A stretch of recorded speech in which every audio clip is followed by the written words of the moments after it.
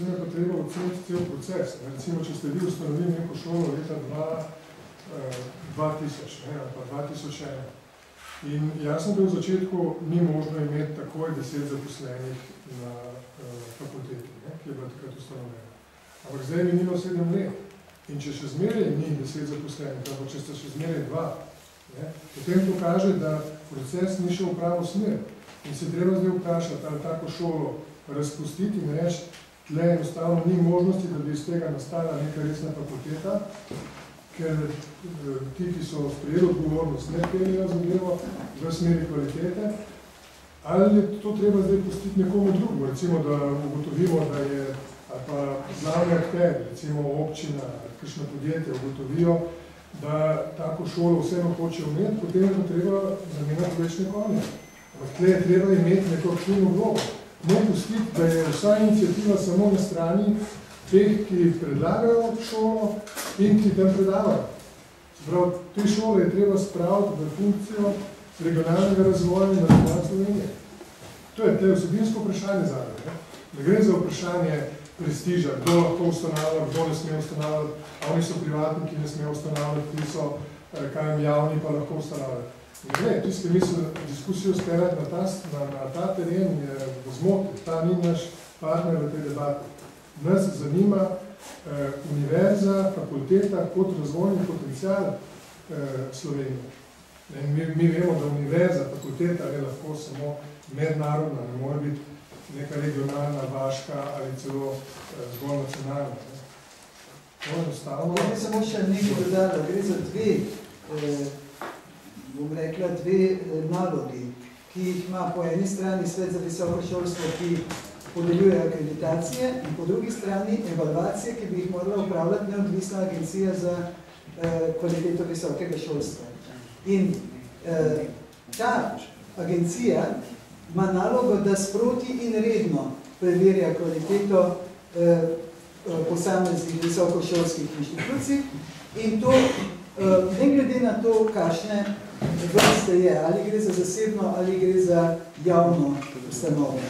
Torej, ta bi morala že od leta 2004, ko je bila z zakonom napovedana, pa potem ni bila zares ustanovljena, bi morala začeti funkcionirati leta 2004 in si narediti program dela in iti po vrsti vse fakultete, od A do Ž, vse visoke šole, od A do Ž in tudi višje šole, ki jih resolucija predvideva, da jih mora Svet za visoko šolstvo pregledovati.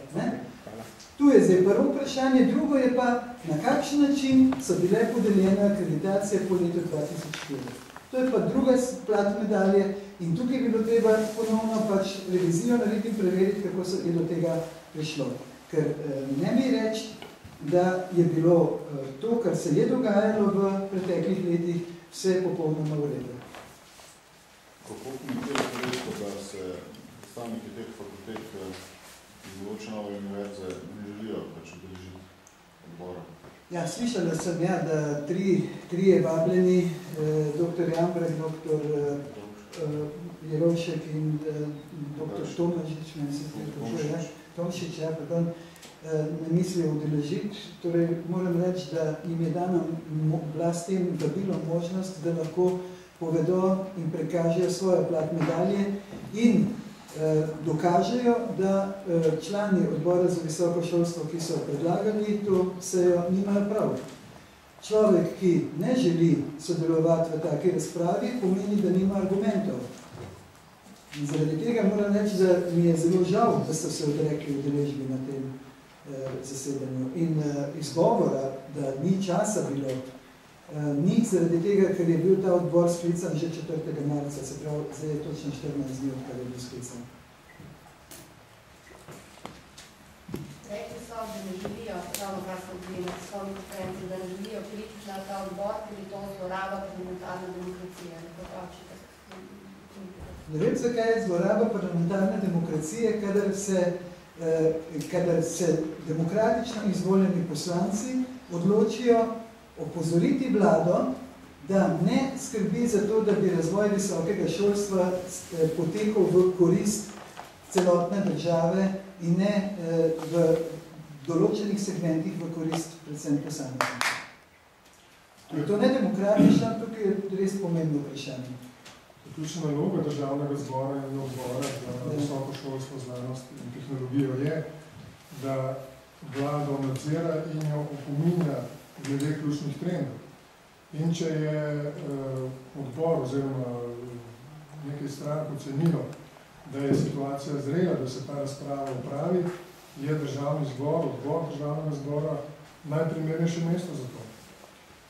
Kdo se lahko tega udeleži in s kakšnim argumentom se ne želi udeležiti tega? Se pravi, da gre po parlament razprava o razmerah na visokem šolstvu. Parlament, torej najvišja demokratična ustanova, in jo nekdo razglasi za nedemokratično intervencijo v polje razprave o usmerjanju politike na področju visokega šolstva, potem seveda ima tu to nek interes.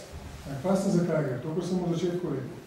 Gre za to, ali bo ta država, zato je pristojen državni zbor, imela okvire, ki bojo omogočali proces, ki bo vodil v kvaliteto, ali bomo imeli sistem, kjer bojo lahko posamezniki ali pa zgolj od ministra imenovani člani sveta in svet, sami, neodvisno od dogajanj v Sloveniji, neodvisno od pričakovanj posameznih regij, gospodarstva in akademske javnosti, se pravi, neodvisno od tega vodili neko svojo politiko v skladu z lastnim interesom.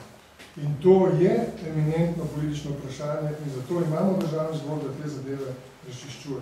Ne nazadnje, recimo, in to se strinjam s predsednikom države, rekel, da na tem področju obstaja odprto vprašanje, se pravi kakovosti visokega šolstva, in da je to politično vprašanje, da treba doseči politični konsens in konsens na akademski ravni.